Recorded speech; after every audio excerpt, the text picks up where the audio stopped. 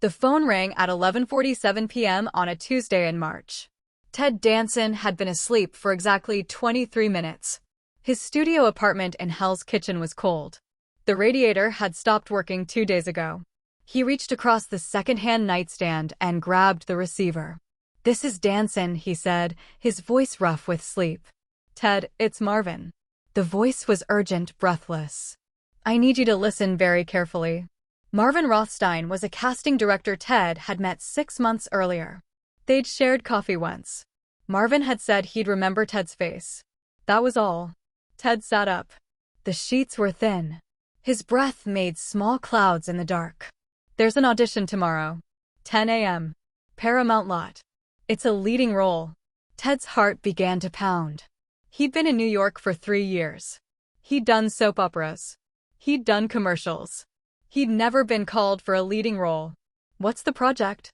Ted asked. There was a pause. A long one. "I can't tell you that yet," Marvin said. "Just be there." Stage 7. The line went dead. Ted sat in the darkness, holding the receiver. Outside, a siren wailed down 9th Avenue.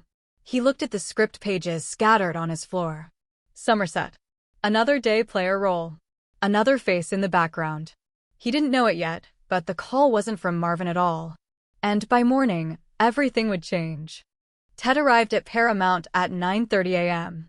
The guard at the gate checked his name, nodded, waved him through. Ted drove his rusted Datsun through the lot. His palms were sweating on the wheel. He'd worn his only good blazer, navy blue. His father had bought it for him in Flagstaff. Stage 7 was near the back. A massive white building with no windows. Ted parked, checked his hair in the rearview mirror, got out. The stage door was open. Inside, the space was empty. Completely empty. No lights. No crew. No other actors. Just darkness and the smell of old wood and canvas. "Hello?" Ted's voice echoed. No response. He walked deeper into the space. His footsteps were loud on the concrete floor. His eyes adjusted to the dim light. And then he saw it. A single metal chair in the center of the stage. On the chair, a manila envelope. Ted approached slowly. His hands were shaking now. He picked up the envelope. His name was typed on the front. Inside, there were 3 things: a photograph, a key, and a handwritten note. The photograph showed a woman. Dark hair. Beautiful. She was standing outside a restaurant. The sign behind her read "Chasen's." She was looking at the camera, smiling, but her eyes were afraid. The key was brass, old-fashioned. No marking. The note said, "Room 319. Ambassador Hotel. Before midnight. Tell no one." Ted's chest tightened. This wasn't an audition. This was something else entirely. He looked around the empty stage. Listened. Silence. Something was very wrong. But his curiosity was stronger than his fear. Ted spent the day trying to find Marvin Rothstein. He called the casting office. They said Marvin was out of town. Wouldn't be back until next week. Ted described the late-night call. The secretary paused. Then said Marvin didn't work past 6 p.m. Ever. Ted hung up. Sat in his apartment. Stared at the photograph. The woman's face was familiar somehow. But he couldn't place it. He'd seen thousands of faces in 3 years in the business. Actresses. Extras. Crew members. They all blurred together. By 8 p.m., he'd made his decision. He would go to the Ambassador Hotel. The drive took 40 minutes. The Ambassador sat on Wilshire Boulevard. Art Deco. Elegant. Fading now. It had been famous once. Before the Kennedy assassination happened there in '68. Now it felt haunted. Ted parked in the back. Walked through the lobby. No one stopped him. The night clerk was reading a newspaper. Didn't look up. 3rd floor. Room 319. End of the hall. Ted knocked. No answer. He tried the brass key. It turned smoothly. The room was dark. Heavy curtains covered the windows. Ted found a lamp. Clicked it on. The woman from the photograph was sitting in a chair by the window. She was real. "You came," she said. Her voice was quiet. Strained. "I wasn't sure you would." Ted stood frozen in the doorway. "Who are you?" She stood up. In the lamplight, he could see her face clearly now. She was younger than he'd thought. Maybe 25. Her dark hair was pulled back. She wore a simple dress. No jewelry. "My name is Claire Brennan," she said. "And I need your help. Someone is trying to kill me." Ted's hand moved to the door handle. But something in her eyes stopped him. She wasn't lying. Claire told him to sit down. Ted didn't. He stayed near the door. "I'll explain everything," she said. "But first, you need to understand. I'm not an actress. I'm not in the business. I'm a secretary." "Then why am I here?" Ted asked. "Because 3 weeks ago, I saw something I shouldn't have seen." She moved to the desk, pulled out a folder. Inside were photographs. Black and white. 8 by 10s. Ted recognized the location immediately. The back lot at Paramount. Stage 12. The photos showed men in suits. Talking. Exchanging briefcases. None of their faces were visible. They were careful. Turned away from the camera. "Who are they?" Ted asked. "I don't know their names," Claire said. "But I know what they're doing. Money laundering. Through film productions. Shell companies. Fake budgets. Millions of dollars." Ted's throat went dry. "Why tell me?" "Because I need someone they don't know. Someone who can get close." "You're an actor. You audition. You're on lots. You're invisible." Ted shook his head. "This is insane. Go to the police." "I can't." Her voice cracked. "One of them IS police. I've seen him. A detective. I don't know which department. But he's involved." She handed him another photograph. This one showed a man's back. Broad shoulders. Dark coat. Standing next to a police cruiser. Ted felt the room spinning. This was real. This wasn't some elaborate prank or acting exercise. This woman was terrified. And she dragged him into something dangerous. "I need you to make one phone call," Claire said. "To a reporter I trust. His name is Douglas Wright. LA Times." "I can't call him. They're watching my line." "But you can. Tomorrow. From a payphone." Ted looked at the photographs again. At Claire's face. At the door behind him. Every instinct told him to leave. To run. To forget this ever happened. But something deeper held him there. Maybe it was the fear in her eyes. Maybe it was 3 years of rejection and being invisible. Maybe it was the chance to matter. "One phone call," Ted said. "That's all." Claire exhaled. Relief flooded her face. "Thank you." Neither of them heard the footsteps in the hallway outside. The knock came at 11:43 p.m. 3 sharp raps. Then silence. Claire's face went white. She moved to the lamp. Switched it off. The room plunged into darkness. "Don't move," she whispered. "Don't make a sound." Ted stood frozen. His heart hammered in his chest. Another knock. Harder this time. "Claire." A man's voice. Calm. Almost friendly. "I know you're in there. Open the door." Claire grabbed Ted's arm. Her fingers dug into his skin. She pulled him toward the bathroom. They moved in the darkness. Silent. Careful. Inside the bathroom, Claire closed the door. Left it open just a crack. Enough to see through. "If anything happens," she breathed into Ted's ear, "there's a fire escape outside the bathroom window. Take the folder. Get out. Find Douglas Wright." "What about you?" Ted whispered. She didn't answer. The hotel room door burst open. Wood splintered. The sound was massive in the small space. Heavy footsteps. 2 men. Maybe 3. Ted could see their shadows moving through the crack in the bathroom door. "She's not here," one man said. Deep voice. Annoyed. "Check everywhere," another replied. "She can't have gone far." They were thorough. Ted heard drawers opening. Closet doors. The mattress being flipped. They were professionals. They knew what they were doing. One set of footsteps moved toward the bathroom. Ted stopped breathing. The doorknob began to turn. And then, from somewhere in the hotel, a fire alarm began to scream. The footsteps stopped. Voices raised. Confusion. The men argued. Then, suddenly, they were leaving. Running. The hotel room door slammed shut. Ted and Claire stood in the darkness. The alarm wailed. Neither moved for a full minute. Finally, Claire exhaled. That wasn't coincidence, she said. Someone helped us. Who? Ted asked. I don't know. But we need to leave. Right now.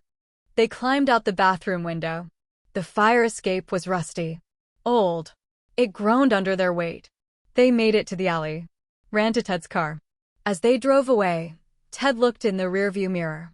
Standing in the hotel entrance, watching them leave, was a figure in a dark coat.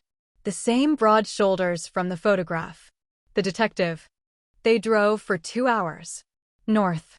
Away from the city. Claire didn't speak. Ted didn't ask questions. By 2 a.m., they were in Ventura. A small coastal town. Quiet. Dark. They found a motel. Cash only. No questions. Inside the room, Claire finally broke down. She sat on the bed. Put her face in her hands. Her shoulders shook. Ted stood awkwardly. He didn't know what to do. He barely knew this woman. But she was alone. Terrified. And somehow, he was the only person she had. I'm sorry, she said through her tears. I'm so sorry. I shouldn't have involved you. It's too late for that now, Ted said. Not unkindly. She looked up at him. Her makeup was smudged. Her eyes were red. You could still leave. Walk away. Forget this. Ted thought about it. Really thought about it. His whole life was back in Los Angeles. His apartment. His agent. His small, struggling career. If he stayed with Claire, he could lose everything. Or worse. But if he left, she would die. He was certain of that now. We make the phone call tomorrow, Ted said. To the reporter. Like you planned. Claire nodded. Wiped her eyes. Thank you. They took turns sleeping. Ted sat in a chair by the window. Watched the parking lot. No one came. Morning arrived slowly. Gray. Cold. At 9 a.m., they found a payphone outside a diner. Ted dialed the number Claire gave him. Douglas Wright. LA Times. The phone rang 4 times. Then a voice answered. Right. My name is Ted Danson, Ted said, reading from the script Claire had written. I have information about corruption in the film industry. Money laundering. Police involvement. Silence on the other end. Then, who gave you this number? Claire Brennan. Another pause. Longer this time. Is she with you? Yes. Put her on. Ted handed the phone to Claire. She spoke quietly. Ted couldn't hear everything. But he heard enough. Addresses. Names. Dates. The photographs were the key. Physical evidence. Wright would need them. They agreed to meet. Tonight. A public place. The Santa Monica Pier. When Claire hung up, she looked different. Stronger. Like she'd been carrying a weight and finally set it down. It's going to be okay, she said. Ted wanted to believe her. But something in his gut said otherwise. The Santa Monica Pier was crowded at 8 p.m. Families. Couples. Teenagers. The carousel played tinny music. The smell of cotton candy and ocean salt filled the air. Ted and Claire walked slowly. The folder was in Ted's jacket. Hidden. Douglas Wright was supposed to meet them at the arcade.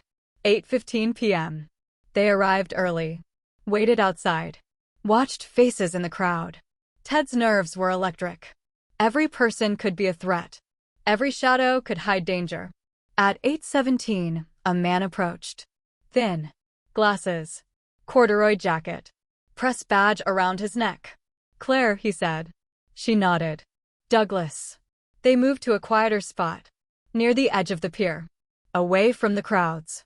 Ted handed over the folder. Wright opened it. Studied the photographs. His expression didn't change. Professional. This is good, he said. Really good. I can work with this. Claire exhaled. Relief. Finally. There's more, she said. I have names. Bank account numbers. I kept copies of everything. Wright looked at her. Where? Safe deposit box. Downtown. I can get them tomorrow. Okay, Wright said. Here's what we'll do. Tomorrow morning, 9 a.m., you go to the bank. Get the documents. Meet me at... He never finished the sentence. The sound of the gunshot was swallowed by the carousel music. But Ted saw Wright's chest explode. Saw him drop. Saw the blood. Claire screamed. People scattered. Panic. Chaos. Ted grabbed Claire's arm. Pulled her. They ran. Through the arcade. Past the Ferris wheel. Down the pier. Behind them, more shots. Wood splintered. Someone was following them. They made it to the parking lot. To Ted's car. He fumbled with the keys. Got the door open. They dove inside. Ted gunned the engine. Tires squealed. They shot out of the parking lot. Into traffic. Away. In the rearview mirror, Ted saw him. The detective. Standing in the middle of the pier. Watching them go. Not running. Not chasing. Just watching. Because he didn't need to chase them. He knew where they were going. He knew they had nowhere left to run. They abandoned the car in Long Beach. Took a bus north. Changed buses 3 times. By midnight, they were in a truck stop outside Bakersfield. Claire hadn't spoken since the pier. She sat in a booth. Stared at nothing. In shock. Ted ordered coffee. Neither of them drank it. "We can't run forever," Ted finally said. "I know," Claire whispered. "We need to turn ourselves in. Real police. FBI maybe. Someone we can trust." Claire shook her head. "You don't understand. These people are everywhere. In the studios. In the police. In the government. If we surface, we're dead. Then what do we do?" She looked at him. Her eyes were hollow. "You leave. Tonight. You go back to your life. Forget you ever met me. And you. I disappear." Ted studied her face. She meant it. She would vanish. Change her name. Leave California. Spend the rest of her life looking over her shoulder. It was the smart choice. The safe choice. But something in Ted rebelled against it. He thought about the last 3 years. Auditions. Rejections. Bit parts. Being invisible. He'd come to Los Angeles to matter. To be someone. And now, in the strangest, most dangerous way, he did matter. To Claire. He was the only person standing between her and death. "There's another option," Ted said slowly. "We make them think you're dead." Claire looked up. "What?" "A staged accident. A fire. Something convincing. You disappear. But officially. Permanently. They stop looking because they think they won. You get a new identity. A new life. Really new." "That's insane," Claire said. "You have a better idea?" She didn't. They spent the rest of the night planning. It wasn't perfect. But it might work. It had to work. By sunrise, they were ready. And Ted realized something. This was the most important performance of his life. And everything depended on how well he could lie. The abandoned warehouse was in El Monte. Industrial district. Empty at night. Perfect. They arrived at 2 a.m. Ted had bought everything they needed. Gasoline. A female mannequin from a costume shop. Claire's identification. Her wallet. The folder of photographs, the copies, not the originals. The originals were hidden somewhere safe. Inside the warehouse, they worked quickly. Set up the scene. The mannequin in the driver's seat of a stolen car. Claire's belongings scattered inside. Gasoline poured carefully. Claire stood back. Watched Ted work. "You're good at this," she said quietly. "Acting," Ted replied. "It's all acting. This is different." "Not really. Same skills. Different stage." When everything was ready, Claire took off her jacket. Her watch. Her rings. Placed them in the car. Ted photographed her doing it. Evidence of her presence. "Last chance to change your mind," Ted said. Claire looked at the car. At the mannequin that would become her corpse. At the life she was leaving behind. "Light it," she said. Ted struck the match. Dropped it. The car ignited instantly. Flames roared. The heat was immediate. Intense. They backed away. Watched the car burn. After 15 minutes, Ted called 911. Anonymous tip. Fire. Possible fatality. El Monte warehouse. Then he hung up. They heard sirens in the distance. It was time to leave. They walked to where Ted had parked his car. A mile away. Safe distance. As they walked, Claire stopped. Turned to him. "Thank you," she said. "For everything. I'll never forget you." "Where will you go?" Ted asked. "Oregon. Maybe Washington. Somewhere with rain. Somewhere no one knows my face. Will you be okay?" She smiled. Sad. Real. I don't know. But I'll be alive. That's something. They stood there for a moment. Two strangers who'd shared something impossible. Then Claire turned and walked away. Into the darkness. Into her new life. Ted watched her go. And then he drove back to Los Angeles. Back to his studio apartment. Back to his struggling actor's life. But he was different now. He'd learned something about courage. About choices. About the moment when you stop being invisible and start mattering. He'd never see Claire Brennan again. But he'd never forget her either. 3 weeks later, Ted got another phone call. This time it was 3 p.m. Daylight. He was making coffee in his apartment. The radiator was working again. "This is Danson," he answered. "Ted. Marvin Rothstein. Sorry I've been out of touch." The real Marvin. Ted recognized his voice. "I've got something for you. Not huge. But it's good. Series regular. NBC. Sitcom about a bar in Boston. They want charm. They want leading man. I thought of you." Ted's hand tightened on the receiver. "When's the audition?" "Friday. 10 a.m. I'm sending over sides." Ted hung up. Stood in his kitchen. Looked out the window at the New York street below. He thought about Claire. About the warehouse fire. About the detective who never found them. The news had reported her death. Body too badly burned to identify. Case closed. She was free. Somewhere. Under a different name. Living a different life. And Ted was here. Still struggling. Still auditioning. Still invisible. But not forever. Friday came. Ted went to the audition. He read for the role of a bartender. A charming, washed-up athlete. Easy smile. Hidden depths. He booked it. The show was called Cheers. It would change his life. But that's another story. One everyone knows. This story, the real one, stayed buried. A secret locked away in the strange, dangerous spring of 1975. Sometimes, late at night, Ted would think about Claire. Wonder where she ended up. If she was happy. If she ever thought about him. He hoped she found peace. He hoped she found safety. And he never told anyone what really happened. Not for years. Not until the people who'd hunted her were dead or forgotten. This story ends here. In the quiet. In the unknown. Where all the best secrets live.